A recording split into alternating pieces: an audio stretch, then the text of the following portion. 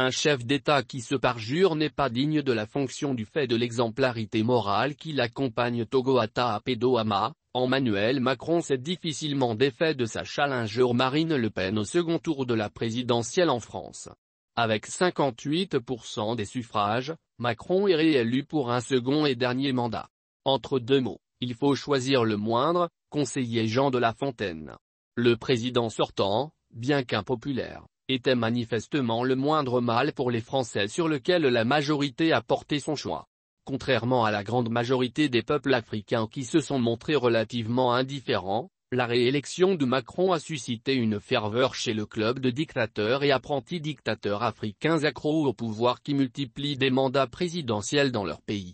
Ces autocrates se sont bousculés pour féliciter chaleureusement le président français. On évoquait le message de Faure Gnassingbé, le jeune doyen de l'Afrique de l'Ouest, adressé à Emmanuel Macron. Les autres chefs d'État n'étaient pas en reste. Tous sont tenus à se faire remarquer par leur patron français.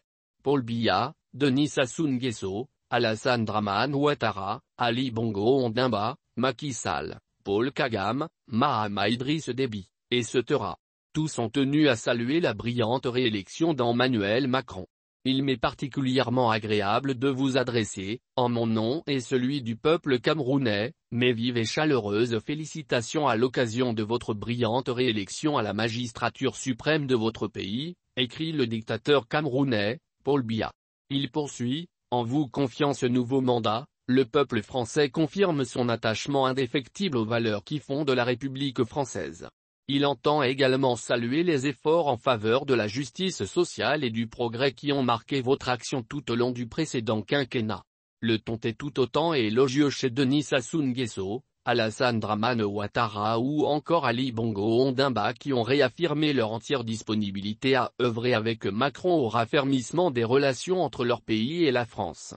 Le point commun de ces dirigeants qui célèbrent l'élection démocratique en France, c'est que ce sont des dictateurs qui font regresser leur pays, certains à travers le vice de la présidence à vie, d'autres par le parjure du troisième mandat, en violation des constitutions de leur pays qui avaient érigé en dogme la règle des 2 mandats présidentiels. Chaque fois que des élections démocratiques se déroulent ailleurs, les autocrates africains sont prompts à s'extasier, mais jamais on ne les verra copier ce qu'ils considèrent comme des modèles. Au contraire, ils se maintiennent au pouvoir par les élections truquées, les violences, les arrestations des opposants, les violations des droits de l'homme, etc. Puisque sous les tropiques, la politique relève du domaine du mensonge, de la forfaiture et de la manipulation. Emmanuel Macron est de 44 et de 34 ans, le cadet de Paul Biya et de Denis Sassou Nguesso. Il est à son dernier mandat et va quitter l'Élysée dans 5 ans alors que les 2 dinosaures qui régentent le Cameroun et le Congo-Brazzaville 4 décennies durant, s'accrochent encore si fort au pouvoir et ne songent pas prendre leur retraite. Des despotes impénitents qui, ironie de l'histoire, sont soutenus par la France et ses dirigeants.